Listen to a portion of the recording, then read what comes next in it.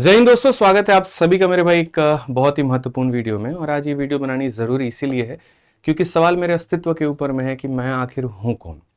इतने सारे कमेंट्स जो आप लोग यहाँ अलग अलग वीडियो में कर रहे हैं, क्या वो कमेंट्स जेन्युइन हैं? क्या आपका सवाल जेन्युइन है या आप कहीं गुमराही के शिकार हैं? आपका मेरे ऊपर में एक सवाल होना कि आप एक्साइज इंस्पेक्टर हैं कि नहीं, आपका मेरे ऊपर में सवाल होना कि क्या पता आपने कभी सिलेक्शन लिया ही ना हो, क्या पता आपने कभी पेपर दिया ही ना हो। और ऐसे तमाम तरह के कमेंट्स मैं यूट्यूब के ऊपर में देख रहा हूँ, जिसके ऊपर में मुझे लगता है इसका जवाब मैं ही दे पाऊंगा और आपको सारी स्पष्ट बातें मैं ही क्लियर कर पाऊंगा। मेरा 1% भी यहाँ पर मन नहीं था, 1% भी उद्देश्य नहीं था कि मैं अपने ऊपर में आकर के चर्चा करूं। मैंने जितनी भी वीडियोस बनाई ऑलमोस्ट सारे के सारे आपके सवालों के ऊपर में बनाया, आपके ऊपर हो रहे अत्याचार के ऊपर में बनाया, आपके हो रहे रिफॉर्म के ऊपर में मैंने बनाया। लेकिन आज मजबूरी मेरी ये बन गई है कि मुझे अपने आप को ही आकर के बताना पड़ रहा है कि मैं कौन हूँ। तो इस वीडियो के अंत तक आप देखिएगा, सारी बातें आपको क्लियर हो जाएंगी और मुझे लगता है आप मेरी बातों को समझ पाएंगे और जान पाएंगे कि हु इज आदित्य रंजन। याद करिए आज से कुछ समय का पल, जहां पर ज्यादा नहीं 4 साल पीछे ही चलते हैं और एक पल देखते हैं कि 4 साल पहले यहां पर जब आप पढ़ाई करने चाहते थे, जब आप ऑनलाइन एजुकेशन से पढ़ना चाहते थे, तो उस समय फीस कितनी हुआ करती थी। एक मैथ स्पेशल की ही फीस मेरे भाई 3,000 से 4,000 रुपए के बीच में होती थी। उस समय एक व्यक्ति आता है जो 700 रुपए का एक बैच लेकर के आता है और लाइफ टाइम वैलिडिटी बच्चों को देता है। वो है आदित्य रंजन। याद करिए, जब आप आज से कुछ समय पहले जितनी कीमत में किताब खरीद पाते थे, आज के समय में आप उतनी ही कीमत में 3-3 4-4 किताब खरीद पाते हैं। वो है एक व्यक्ति, सिर्फ और सिर्फ आदित्य रंजन। याद करिए, आज से कुछ समय पहले जहां पर आप गणित में इतने ज्यादा उलझे रहते थे और उसके बाद में फॉर्मूला बुक नाम की एक व्यक्ति किताब बनाता है लाखों रुपए लगा करके और आकर के उसकी पीडीएफ बच्चों में फ्री में बांट देता है। वो है आदित्य रंजन। एक समय पहले जहां पर गणित को समझना कितना मुश्किल होता था, जटिल होता था, और जड़ से लेकर के टॉप लेवल तक पहुंचाना और समझाना किसी के बस की बात वहां पर नहीं थी। वहां पर एक व्यक्ति पूरे गणित को इतना दिलों में उतार देता है। वो है आदित्य रंजन। एक व्यक्ति यहां पर जो बढ़िया तरीके से अपने गाइडेंस के वीडियोस के माध्यम से यूट्यूब पर हर उस बच्चे को गाइड करता है और लाखों की संख्या में सिलेक्शन लेने में मदद करता है। वो है आदित्य रंजन। जहां पर आप भटकते रहते थे कि मैथ्स कैसे पढ़ना है, इंग्लिश कैसे पढ़ना है, रीजनिंग कैसे पढ़ना है, जीएस कैसे पढ़ना है, जिसने अलग अलग सोर्सेज को रेकमेंड करके आपको आगे बढ़ने में मदद किया, बिना अपने किसी निजी स्वार्थ के, बिना अपने किसी यहाँ पर जो है अपने लालच के, वो व्यक्ति है आदित्य रंजन। और आज उस आदित्य रंजन पर आप लोगों ने इतने क्वेश्चंस खड़े कर दिए हैं, इतने सारे सवाल खड़े कर दिए हैं, जो बस गुमराही का एक शिकार हो रहा है कि किसी ने कुछ भी कह दिया, हम आकर के वो सवाल पूछ लें। ठीक है, लाजमी है, सोशल मीडिया का दौर है और कमेंट करना हर किसी के लिए बहुत आसान है। मतलब सबसे आसान अगर कुछ है तो आप कमेंट ही करेंगे किसी के ऊपर में, चाहे आप बातों को जाने ना जाने। तो ठीक है, बढ़िया बात है। यही सोशल मीडिया के दौर में हमारे पास भी एक हमारी प्लेटफॉर्म है, हमारे पास में मेरी एक आवाज है और उस आवाज को सही तरीके से उपयोग करने में आप पूरी मदद करूंगा और मैं आपको सारी बातें स्पष्ट रूप से बताऊंगा। आज से कुछ समय पहले, थोड़ा सा ज्यादा पीछे नहीं लेके चलूंगा, मैं आपको बहुत पहले लेके चलूंगा, जब मैं यहाँ पर 3 साल पहले यूट्यूब पर पढ़ाया करता था। उस समय मैंने पढ़ाते वक्त में भी ये बात कही थी, जब मैंने शुरुआत की थी, कि हमने सीजल का पेपर दे दिया और हमारा रिजल्ट अभी नहीं आया है और जिस दिन रिजल्ट आएगा आपके सामने अपना सेलिब्रेशन हम दिखाएंगे और हम आपको ये बताएंगे कि हम किस पद पे सेलेक्ट होते हैं। आप अगर यहाँ पर एक वीडियो देखेंगे तो ये रैंकर्स गुरुकुल पर है और 3 साल पहले ये स्ट्रीम हुई वीडियो है, 2,41,000 व्यू है। और इसके ऊपर में मैं साफ तौर पर ये बात बताता हूँ कि जीवन में जो भी मेरी मंशा रही है बहुत स्ट्रेट फॉरवर्ड रही है। 2 नंबर की बातें हमने कभी नहीं की।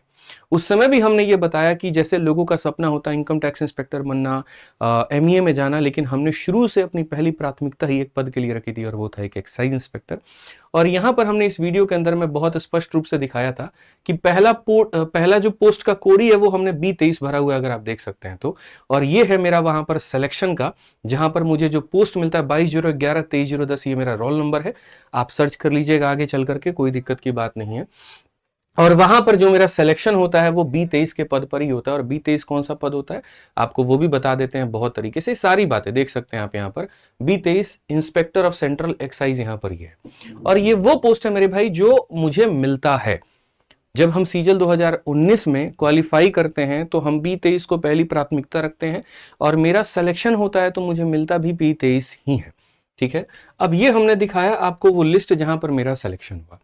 फिर उस लिस्ट के बाद में आपके पास में आपका ज्वाइनिंग लेटर आता है। ठीक है। ज्वाइनिंग लेटर भी हम आपको पूरा दिखा देते हैं, क्योंकि बहुत लोगों ने तो कमेंट ऐसे कर दिए कि सवाल ये खड़ा हो गया कि क्या पता इन्होंने कभी पेपर ही ना दिया हो, क्या पता कभी इनके नंबर ही ना हो, क्या पता कभी इन्होंने ज्वाइन ही ना किया हो, क्या पता यहाँ पर जो है ये किसी पोस्ट पर हो ही ना। ठीक है, और ये सिर्फ नाम के आगे एक्साइज इंस्पेक्टर लिख देते हैं। तो उसका आपके सामने ये ज्वाइनिंग लेटर है। आप देखिए यहाँ पर office of principal chief commissioner C GST and central excise Mumbai zone, चूंकि हमने पहले भी कहा था कि हम 2 ही शहरों में नौकरी कर सकते थे, या तो दिल्ली में या मुंबई में, और मेरे अपने रीजंस थे। और मुंबई में मुझे यहाँ पर मिलता है, मुंबई में चर्च गेट जो है स्टेशन, यहाँ एक्साइज का ऑफिस है, वहीं पर मेरा सिलेक्शन होता है। और साफ तौर पर आप देख सकते हैं, नाम है, एड्रेस है, मोबाइल नंबर है। आपका मोबाइल नंबर अभी हिडन होगा आपके सामने, ठीक है। और उसके बाद में साफ तौर पर यहाँ क्या क्या लिखा जाता है, जरा थोड़ा ढंग से पढ़ लीजिए। आप जो सब्जेक्ट है ना, ये सब्जेक्ट थोड़ा पढ़िए, सब्जेक्ट में क्या लिखा हुआ है। Offer of provisional appointment as inspector of GST and central excise on the basis of result of CGL 2019 के पेपर के बिहाफ पर आपको आपके एक्साइज इंस्पेक्टर के पद पे नियुक्त किया जाता है। आप आइए और आप आकर के अपनी ज्वाइनिंग लीजिए। मैंने कई बार कहा कि मैंने एक नौकरी नहीं निकाली है, मैंने कई सारी नौकरी निकाली है, और शायद YouTube पर पूरा एक पहला ऐसा शिक्षक हूं जिसने कड़ी मेहनत की, जो एक किसान परिवार से उठा, जिसके माँ हाउसवाइफ, जिसके पिता किसान, और उसने कड़ी मेहनत करके, रूम लेकर के, ट्यूशन पढ़ा करके, जीवन में अलग अलग तरह के स्ट्रगल्स करके, मेहनत करके, लाइब्रेरी में लॉकडाउन के समय अपने आप को तपा करके ये सारे पद उसने हासिल किए। मेरा यहाँ ज्वाइनिंग लेटर आज आपके सामने, और मैंने पहले भी YouTube पर दिखाया, बस फर्क इतना है कि वो वीडियोस अब आपके रिकमेंडेशंस में नहीं आते हैं, आप नहीं देख पाते हैं, और आप गुमराही में जी रहे होते हैं। ये तो मेरे भाई यहाँ पर एक पेपर का ज्वाइनिंग लेटर था जो हमने आपको दिखाया, और इसके अलावा मैं कई बार ये भी कह चुका हूँ कि मैंने एक नहीं कई सारी सरकारी नौकरियां निकाली हैं, और मेरे पेपर में 50-50-50 भी रहे हैं। हो सकता है कल के दिन एक और वीडियो कूद करके आ जाए सिस्टम की यहाँ पर सारी चीज़ों को छुपाने के लिए और मुझे टारगेट करने के लिए, तो उसके पहले ही मैं आपको बाकी सारी चीज़ें दिखा देता हूँ, क्योंकि मैंने एक ही बात कहा, आप मुझसे पूछिए, सही उत्तर मैं दे पाऊंगा, कोई और नहीं। ठीक है, आप यहाँ पर देखिए, ये अब उसके बाद में हमारा आता है CHSL का मेरे भाई पूरा मार्कशीट आपके सामने। और ऐसा नहीं है कि यहाँ पर ये हम अभी ला करके दिखा रहे हैं, ये YouTube पर पहले ही अपलोडेड था, ठीक है। और एक गाइडेंस की वीडियो थी, उसमें अपलोडेड था। वो गाइडेंस की वीडियो भी अब प्राइवेट है। आपको बता दूं क्यों प्राइवेट है, क्योंकि पैटर्न बदल गया।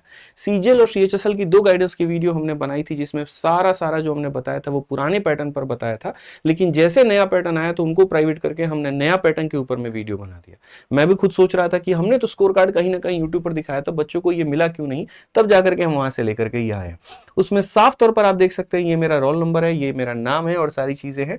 ये इंग्लिश लैंग्वेज जनरल, और उसके बाद देखो ये इंग्लिश में 50 में 50, रीजनिंग में 50 में 50, मैथ्स में 50 में 50, टोटल स्कोर 185। और उसके बाद में इसके डिस्क्रिप्टिव में मेरे 76 मार्क्स होते हैं। जो टॉपर होता है उसका 78 होता है, और मेरे 76 मार्क होते हैं। इतनी मेहनत हमने डिस्क्रिप्टिव में की, तब जाकर के सारी चीजें आ पाई हमारी। ये पूरा होने के बाद में तब उसका रिजल्ट आता है, और रिजल्ट को मैं आपको दिखा दूं, ठीक है, कि मेरा ऑल इंडिया रैंक भी कितना रहता है। ठीक है, क्योंकि अब मैंने यार बहुत पहले की ये बातें हैं, बट ठीक है, लोग आज सवाल कर रहे हैं, तो आइए आप यहाँ रोल नंबर जब मैच करेंगे तो आपको वहीं आदित्य रंजन यहाँ दिख जाएंगे, वहीं आपका रोल नंबर मेरे भाई दिख जाएगा। और उसी रोल नंबर के सीक्वेंस में अगर आप यहाँ चलते हैं तो आप यहाँ सीरियल नंबर 114, यानी ये रैंक होता है। ये सीरियल नंबर ही अपने आप में एक रैंक होता है। 114 मेरा रैंक है। कई बार कई जगह पर मैंने 116 भी कह दिया होगा, वो बहुत ज्यादा सटीक आदमी नहीं रहता है, थोड़ा ध्यान नहीं रहता है, स्लिप ऑफ टंग है, ठीक है, बट ये मेरा रैंक है। उस समय उस कंपटीशन में इतने नंबर 50-50-50 लाने के बावजूद भी, 76 मार्क्स लाने के बावजूद भी मेरा रैंक कितना होता है, बट मैं सेटिस्फाइड होता हूं। जो टॉपर का रैंक होता है वो मेरे से 2 नंबर ही ज्यादा होता है, क्योंकि जब आप ऊपर जाते हैं तो एक 2-2 नंबर पे 100 जो लोग हैं वो आगे पीछे हो जाते हैं। डिस्क्रिप्टिव में एक आधा नंबर और होता तो शायद ऑल इंडिया रैंक 1 से 10 के बीच में भी होता। जब ये मेरा रैंक है, ये मेरा सिलेक्शन है, तो जाहिर सी बात है इसकी भी कहीं ना कहीं कोई ज्वाइनिंग लेटर होगा, इसमें भी कहीं ना कहीं किसी पद पर नियुक्त होंगे। वो मेरे भाई यहाँ पर ये हो जाता है हमारा CHSL का। सीजल के माध्यम से हम मुंबई में एक्साइज इंस्पेक्टर के पद पे सेलेक्ट होते हैं, और CHSL के माध्यम से मिनिस्ट्री ऑफ डिफेंस में, यानी रक्षा मंत्रालय में हमारी यहाँ पर सिलेक्शन होती है, और उसमें यहाँ पर दिल्ली में होता है। आप देख सकते हैं न्यू दिल्ली यहाँ साफ तौर पे लिखा हुआ, और ये हमारा कब का है, 24 जून 2022 का है। यानी हमारे पास में 2-2 नौकरियां होती हैं, और इसके अलावा और भी काफी सारे हमने पेपर निकाले थे, सबके रिजल्ट थे, लेकिन आके कहीं पर कोई सीट खराब ना हो तो हमने छोड़ दिया। 2-2 नौकरी होने के बावजूद में भी मेरे भाई हम अभी अपने ज्वाइनिंग को थोड़ा होल्ड करते हैं कि नहीं यार, हम आराम से डिसाइड करेंगे किस में ज्वाइन लेना है, दिल्ली छोड़ करके बाहर जाना है या दिल्ली में ही रहना है, और अगर जाना है तो कब जाना है, कैसे जाना है, क्योंकि उस समय तक हम अपने यूट्यूब चैनल की शुरुआत कर चुके होते हैं। 8 जनवरी 2021 को मेरा पहला interview rankers Gurukul YouTube channel पर आता है और उसके बाद से नेक्स्ट डे से 9 जनवरी से हम पढ़ाना शुरू कर देते हैं। 1 साल बाद, 1.5 साल बाद उस समय ज्वाइनिंग आती थी और 1.5 साल तक आप खाली नहीं बैठ सकते, आप बेरोजगार नहीं रह सकते। तो पहले हम ट्यूशन पढ़ाते थे तैयारी करने के समय में, और जैसे मेरे मार्क्स और बाकी सारी चीजें अच्छी हो जाती हैं, जहां मुझे लगता है कि मेरा सिलेक्शन हो गया है, तो हम यहाँ पर YouTube पर पढ़ाना शुरू करते हैं। 1.5 साल में 4 लाइव वॉचिंग से मेरे भाई हमने अपने चैनल पे लगभग 4000 लाइव वॉचिंग तक गेन कर लिया था। बच्चों का एक अच्छा जो है कंटेंट हमने दे दिया था, काफी सारी चीजें हमने YouTube पर मैराथन शुरू कर दी थी, और उन मैराथन्स का एकदम मिड फेज चल रहा था जब ये सारी प्रक्रिया होती है। उसी दौरान में मेरे भाई यहाँ पर मुंबई से हमारा कॉल आता है और मुंबई में मुझे जाना पड़ता है। अगस्त के समय 2022 की बात है। और किस लिए जाना पड़ता है? इसीलिए कि चलिए भैया अब आपका जो ज्वाइनिंग लेटर हम भेजे थे, आइए उसका मेडिकल करवाइए और उसका फिजिकल करवाइए। और मुझे उसके मेडिकल और फिजिकल के लिए मुझे मुंबई जाना पड़ता है। मैं आपको ये भी चीज दिखा देता हूं थोड़ा सा, अगर ये हम जूम कर पाए तो। ठीक है, आप यहां देखिए, ये मैंने मोबाइल से स्क्रीनशॉट लिया है। 22 अगस्त 2022 में यहां पर मुंबई महाराष्ट्र में हमारी ज्वाइनिंग होती है। चर्च गेट जगह है और वहीं पर हम जाते हैं। और न सिर्फ मैं बल्कि काफी सारे बैचमेट्स होते हैं, सारे लोग होते हैं। और वहां जाकर के हम अपना पहले फिजिकल पूरा पहला दिन कराते हैं, जिसमें हाइट, चेस्ट सब कुछ होता है, वॉकिंग, साइकिलिंग, जिसकी वीडियो भी यूट्यूब पर अपलोडेड है। और उसके बाद में नेक्स्ट डे हमारा मेडिकल होता है, पूरी तरीके से फिट एंड फाइन, डिपार्टमेंट को ज्वाइन करने के लिए रेडी, सब कुछ ऑल होके परफेक्ट। ठीक है, फिर हम लोग आराम से जो है यहाँ पर, मैं, मेरा दोस्त, ये सारे लोग हैं वहां जो अपना अपना फोटो लेते हैं। इन्होंने भाई कैमरा अच्छा नहीं था तो कहा भैया आप अपने फोन से ही ले लो। ठीक है, हमने सारी यहाँ पर ली। और उसी समय पर यहाँ फिर हम निकलते वक्त में ये पूछते हैं जी ये वर्दी कहाँ मिलती है? ठीक है, क्योंकि 2-3 दिनों के अंदर में हमें ज्वाइन करना था। हफ्ते कोई 2-3 दिन के अंदर ज्वाइन कर सकता है, कोई हफ्ते भर के अंदर में ज्वाइन कर सकता है। तो वो बताते हैं कि जी आपकी एक शॉप है और इस शॉप पर अगर आप जाएंगे तो वहां जाकर के आप जो है अपना वर्दी ले पाएंगे। ठीक है, तो ये हमारा मेरे भाई वही मुंबई महाराष्ट्र में, क्योंकि लोग कह रहे हैं ना कि बिना आइडेंटिटी कार्ड बने आप वर्दी नहीं ले सकते। टेक्निकली ये रॉन्ग है, बहुत गलत है। मैं आपको बता दूं, आपका जब सारा फिट हो जाता है आज के समय के हिसाब से, पहले के समय का क्या था मुझे नहीं पता, आज के समय किसी से बात करो बता देगा। आज के समय के हिसाब से अगर आप जाते हो, आप सारा फिट एंड फाइन हो जाते हो, आप एलिजिबल हो, अपना यूनिफॉर्म सिला सकते हो। तो उस समय ये जो स्टार होते हैं, जो कंधे पर आपके लगते हैं, ये जो बैच यहां लगता है और ये जो बेल्ट पर हुक जो लगता है, ठीक है, ये वही दुकान पर जाते हैं जो हमें रेकमेंड किया जाता है कि ये कैसी दुकान है, फलाने जगह पर, वहां जाएंगे, आप अपना रिजल्ट उनको दिखाएंगे, आप यहां से जो क्लियरेंस सर्टिफिकेट दिखाएंगे तो आपका वहां पर पूरा ये मिल जाएगा। और आप अपना वर्दी का नापी दे दीजिएगा ताकि सिल उल जाए और हफ्ते भर के अंदर में आकर के ज्वाइन कर लीजिएगा। तो हम सारे लोग यहाँ पहुंचते हैं मुंबई महाराष्ट्र में रात के 8:30 बजे लोकल ट्रेन लेकर के, और ये सारा हम परचेस कर लेते हैं, वर्दी की नापी से लेकर के सब कुछ हम दे देते हैं। ये पूरा हमारा हो जाता है। ये था, और ये हमारा बेल्ट था। आप देख सकते हैं दुकान पे ये पूरा नापी ओपी ले रहा है, सारा लिख रहा है यहाँ। ठीक है, अब उसके बाद में क्या होता है, हम जो है मुंबई में 1-2 दिन रुक करके फिर वापस हम दिल्ली आ जाते हैं। यूनिफॉर्म सारी चीजें रेडी करा करके, सब ओलो के करा करके दिल्ली आने के बाद में कुछ ऐसी स्थिति परिवार में हो जाती है कि पापा की तबीयत खराब और ऑपरेशन हो गया अपेंडिक्स का, जिसके कारण मुझे मेडिकल लगाना पड़ता है कि मैं 2 महीने तक नहीं आ सकता। मेरे घर में करने वाला सिर्फ मैं हूं और ऐसी स्थिति में मैं अपने पिता को छोड़ के नहीं आ पाऊंगा।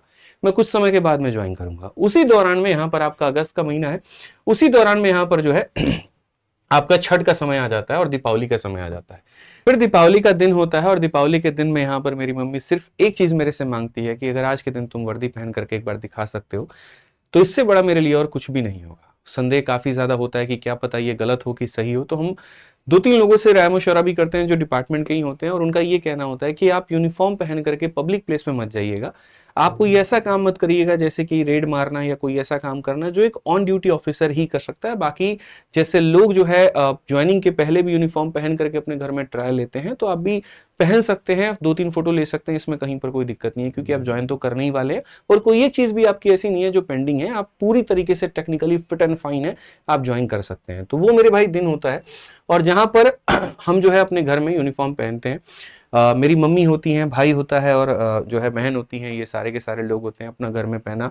2-3 बच्चे भी आए थे मिठाई खिलाने, विक्रम सर भी आए थे, तो हम यहाँ फोटो वोटो अपना शूट होता है और सारी चीजें होती हैं, फोटो खींच करके अपना रख लेते हैं।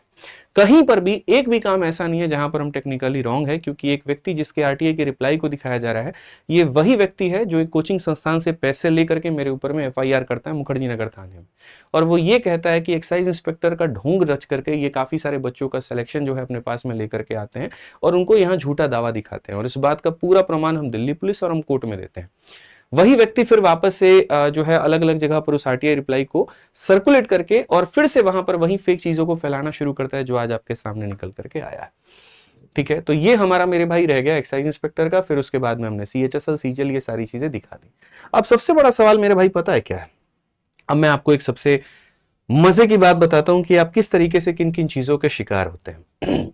आपको पता भी नहीं चलता यहां पर कि आपको क्या बना दिया जाता है और कितने बड़े आप इमोशनल फूल और कितने बड़े मेरे भाई यहां पर बेवकूफ बन जाते हैं। याद करिए हम चर्चा किस चीज के ऊपर में कर रहे थे, एसएससी में हो रहे सारे कमियों के ऊपर में कर रहे थे। हम चर्चा एडीक्विटी के फेलियर पर कर रहे थे, हम चर्चा एसएससी के फेलियर पर कर रहे थे, हम चर्चा सिस्टम के फेलियर के ऊपर में कर रहे थे। और इस चर्चा को मेरे भाई बना दिया गया एक व्यक्ति के ऊपर में ला करके क्वेश्चन मार्क कि पूरी दुनिया ये भूल जाए कि तुम्हारे साथ स्टेनो में भी गड़बड़ हुआ है। पूरी दुनिया ये बात मान ले कि हाँ स्टेनो वाले बच्चों के साथ में गलत हुआ, सही हुआ, पेपर हो गया तो हो गया, दोबारा भूल जाओ तुम्हारा कोई पेपर होगा। पूरी दुनिया ये भूल जाए कि ये एग्जाम में कहीं पर कोई दिक्कत आ भी सकती है। पूरी दुनिया ये भूल जाए कि अभी सीजल का पेपर पोस्टपोन्ड हुआ है, लेकिन ऐसा नहीं है कि इंफ्रास्ट्रक्चर सही हो गया है, ऐसा नहीं है यहाँ पर कि सारी चीजें बेहतर होंगी, सब भूल जाओ तुम। मीडिया चैनल से कॉल आता है और बढ़िया तरीके से वो बच्चों के ऊपर में बात करने की बात करते हैं और तब वहां हम इंटरव्यू देने जाते हैं, फाइल लेकर के पूरा पूरा पहुंचते हैं, सारी चर्चा इसके ऊपर में होती है और एक ऐसे घुमा करके सवाल पूछा जाता है जिसका जवाब ऑलरेडी आदमी कोर्ट पुलिस और हर जगह दिया गया होता है और बार बार उसी चीज को हाईलाइट की जाती है। पूरा इंटरव्यू बच्चों के ऊपर में है, लेकिन टाइटल पर किसी दो टीचर की कंट्रोवर्सी दिखाई जाती है तो और चीजें दिखाई जाती है और अलग अलग लोगों का इंटरेस्ट देखिए उसके शॉर्ट्स को काट काट के वायरल करते हैं। शायद ये सिस्टम के द्वारा कराया गया ये भी हो सकता है ताकि बच्चों के दिमाग से एक पल के लिए निकल जाए कि उनके साथ में कितना गलत हो रहा है, उनके साथ में चीजें क्या हो रही हैं। कंट्रोवर्सी का रूप देना, बाकी सारी चीजें करना, सब वो कोशिश की जाती है कि बस बच्चा दिमाग से ही निकाल दे। सरकार भी बीच में मजे लेकर के चले जाती है, इतना सारा हो हंगामा होता है लेकिन उसके ऊपर में एक भी प्रतिक्रिया नहीं आती है और दो टीचरों की कंट्रोवर्सी पर आकर के वो ये बोल देते हैं कि मेरे भाई ये कंट्रोवर्सी के कारण ऐसा हो रहा है, बाकी तो सिस्टम में कोई दिक्कत ही नहीं है। अब सोचिए सवाल किस व्यक्ति के ऊपर में हो रहा है जिसने हर वो कोशिश की, जिसने जान की बाजी लगा दी, जिसने अपने ऊपर में हर वो डिपार्टमेंटल एक्शन था जो नहीं सहना था। उसको क्या जरूरत थी? मुझे मेरे जीवन में सब बढ़िया चल रहा था, भगवान के दिए हुए सब कुछ है मेरे पास में, माँ बाप हैं, परिवार है, खुशी है, अच्छा खासा धन दौलत भी है, आप लोगों का आशीर्वाद भी है, चैनल्स भी हैं, बढ़िया काम चल रहा है। मुझे क्या जरूरत है यहाँ पर कूदने की? क्या जरूरत है मुझे मेरे भाई 31 जुलाई में जाकर के अपने ऊपर में लाठी खाने की, जाकर के FIR करने की वहां पे अपने ऊपर में? ठीक है, 3 अगस्त की अगर हम बात करें, 3 अगस्त में हमने ज्ञापन दिया, हमने थाली बजाया, हमने कैंडल मार्च दिखाया। लोग कहते हैं रील रील रील। आप मेरा थाली बजाने का एक भी वीडियो ला करके यूट्यूब पर दिखा दो, आप मेरा कैंडल मार्च का एक भी वीडियो ला करके दिखा दो, जबकि ये वो प्रक्रिया थी जिसमें पूरे आदित्य रंजन पार्टिसिपेट नहीं कर रहे थे, पूरे भारत के लोग इसके अंदर में सम्मिलित थे। जो जहां जहां पर ज्ञापन दे रहा था, जो जहां जहां थाली बजा रहा था, जो जहां जहां कैंडल मार्च निकाल रहा था, अपनी अपनी वीडियोस निकाल करके यूट्यूब पर पोस्ट करके सरकार तक बातें पहुंचा रहे हैं। और आज यही ज्ञापन का दूसरा नाम लोग दे रहे हैं CGI। और बढ़िया कदम है, मैं इसको बिल्कुल अप्रिशिएट करता हूं और ऐसा करना भी चाहिए। अगर जो भी आप कदम उठा सकते हैं सरकार तक अपनी बात पहुंचाने को, आप पहुंचाइए। आपके साथ में गलत हो रहा है। 8 अगस्त के दिन में मेरे भाई एक एक्सपोज ऐसी वीडियो लेकर के आते हैं जिसके ऊपर में 3 अलग अलग कंपनी से मेरे भाई जो है प्रॉब्लम आती है, जिसके ऊपर में आवाज उठाते हैं वो भी, और सिस्टम से लेकर के जो मैं आपके सामने नहीं डिस्कस कर सकता। मैं ये बता तक नहीं सकता कि मेरे ऊपर में क्या क्या बीता है, कितने एक्शंस हो चुके हैं और कितने मेरे भाई मानहानि आ चुके हैं। मैं आपको लिटरली बताऊं तो मैं बता नहीं सकता। ऐसे तरीके से मुझे घेरा गया कि मुझे वो लाइन यहां महाभारत की याद आ जाती है कि कर्ण हारा नहीं था, हराया गया था, और अर्जुन जीता नहीं था, जिताया गया था। बस ये लाइन मेरे भाई यहां पर पूरी तरीके से हमें याद आ जाती है, आप समझ लीजिए। बस ये पूरा पूरा आप समझ लो कि 8 अगस्त की एक्सपोज वीडियो बना करके और अपने ऊपर में आदमी इतना कुछ सह लेता है कि चलो ठीक है यार, कोई बात नहीं, हो गया तो हो गया, कोई दिक्कत नहीं है, ठीक है, बच्चों को किसी तरीके से न्याय मिल जाए तो बेहतर है। 24 अगस्त को भी प्रोटेस्ट करते हैं, सारी चीजें करते हैं, सिर्फ इसी बात पे कि सरकार तक ये बातें पहुंचे। और पूरे प्रोसेस में 1% भी दुनिया ये याद नहीं रखती है कि इस इंसान ने अपने ऊपर में क्या क्या सहा है। 1% भी लोग ये याद नहीं रखते हैं। और क्या याद रखते हैं कि बस यहां पर कैसे सर ने वीडियोस बनाए, कैसे रील्स बनाए, कैसे सारी चीजें बनाए। और मुझे इसके ऊपर में कुछ भी नहीं कहना है, क्योंकि अगर मैं आज आपको बताऊं कि मैं इतना गलत हूं जिसने ये काम किया, तो ठीक है, इस गलती को स्वीकार करते हुए आपके सामने मैं अब हाथ जोड़ता हूं और मैं इस चीज से मेरे भाई बहुत बहुत बहुत दूर जाने की अब कोशिश करूंगा। आपकी लड़ाई है और आपके पास बहुत अच्छे एक लीडर हैं, आपके पास में आपके बहुत प्यारे शिक्षक हैं, और यकीन मानिए मेरी पूरी शुभकामनाएं उनके साथ में है कि वो आपकी लड़ाई को लड़े, वो आपकी लड़ाई को आगे लेकर के जाए। ना मुझे पहले कोई लीडर बनना था, ना मुझे आज कोई लीडर बनना है, ना मुझे भविष्य में कोई लीडर बनना है। मैं अपने आप में बहुत मस्त हूं, मैं अपने जीवन में बड़ा खुश हूं। पढ़ाना जो मेरा धर्म है, मैं अब उसी चीज को निभाऊंगा और आपको कलम से क्रांति देते रहूंगा। बाकी आपके सेंटर्स पर, सिस्टम्स पर कहीं कोई गलती होती है, वहां पर आपको आदित्य रंजन नहीं मिलेंगे, क्योंकि आदित्य रंजन रील बनाने वाले टीचर है और रील बनाने वाले टीचर कभी भी यहाँ बच्चों के साथ में नहीं होते हैं। हम पढ़ाने का काम है मेरा, मैं आपको वो करके दिखाऊंगा और इतना परफेक्ट कि जिसमें आप बहुत खुश होंगे। मैंने एक पोस्ट भी डाली थी और उसमें कहा भी था कि तुमको भी मेरी याद नहीं आएगी, तुमको भी चीजें समझ में नहीं आएंगी कि मैं क्या कर रहा था, लेकिन तुमको तब समझ में आएगा जब तुम सेंटर पर बैठे होगे, तुम्हारा कीबोर्ड काम नहीं करेगा, तुम्हारा माउस काम नहीं करेगा, तुम्हारा सर्वर काम नहीं करेगा, और तब तुमको लगेगा कि यार जिस इंसान ने इसके ऊपर में आवाज उठाई थी हमने उसको मरने छोड़ दिया। एक तरफ में लोग आकर के YouTube पर सारी बातें कहते हैं, दूसरी तरफ में 50-50, 60-60 करोड़ का डिफॉर्मेशन ठोक देते हैं। तो बेहतर है मैं सब सहूंगा, सारी चीजें सहूंगा तुम्हारी लड़ाई के लिए, लेकिन अब इसके बाद और कुछ भी नहीं, क्योंकि मेरी भी एक अपना परिवार है, मेरी भी अपनी एक क्षमता है, मेरी भी अपनी एक लिमिट है। जिन लोगों के लिए लड़ा, लोग दुनिया आकर के कुछ भी बोलता ना, कोई फर्क नहीं पड़ता। मुझे आकर के लोग 100 बातें कहते, कोई फर्क नहीं पड़ता। मुझे फर्क तब पड़ा जब जिन लोगों के लिए ये लड़ाई लड़ा था उन्होंने थोक के भाव में गाली दी है। 40,000 से 50,000 कमेंट में मेरे सिर्फ नेगेटिव कमेंट्स आए। एक कैसे दुनिया है, कैसे लोग हैं, महीने भर के संघर्ष को एक क्वेश्चन मार्क पर भूल करके फर्जी इंस्पेक्टर, फर्जी ये, फर्जी वो लिखना शुरू करते हैं, और उस व्यक्ति के लिए लिखते हैं जिसने इतना कुछ सहा है तुम्हारे लिए, उस व्यक्ति के लिए।